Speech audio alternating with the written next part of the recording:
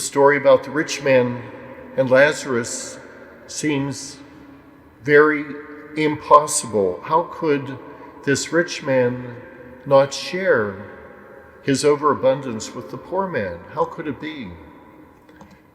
His heart was very selfish. And so we go through history and we see how some individuals have a superabundance and are unwilling to share even a crumb. There is a quote attributed to Marie Antoinette, the Queen of France, during the French Revolution. The peasants were starving. They had no bread. They were clamoring in the streets. There was plague. There was famine.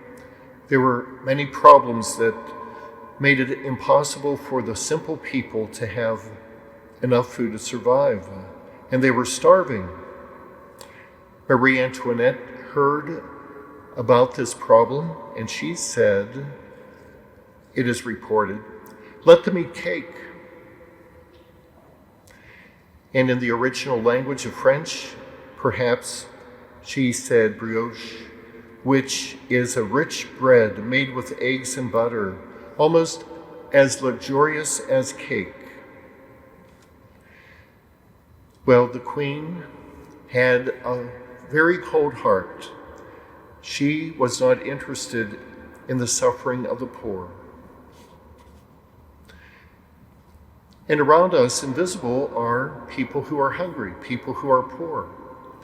Our parish food pantry serves many people each week, and many parishes and community pantries do the same. The Greater Pittsburgh Community Food Bank is one of those beautiful organizations that coordinates for the region of Pittsburgh, Allegheny County and the counties around us. And on their website, it shows that in the Pittsburgh region, there are 300,000 people who are experiencing food insecurity, meaning that before the end of the month, they don't have enough. And so they come to the pantry or they come to the food bank to receive enough to make ends meet. So here we are in Lent, and one of the special ways that we open our hearts to God's divine grace is to sacrifice and to open our eyes to see the poor and to do what we can. And here we have on the website for the Pittsburgh Community Food Bank, there are buttons to donate, and they say if you donate $20, that translates into 100 meals.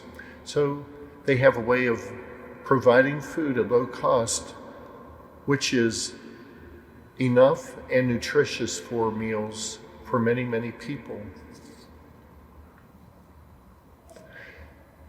So sacrifice connects into almsgiving, giving for those who are poor. And as we think of this gospel today, we think of the people in our own neighborhoods.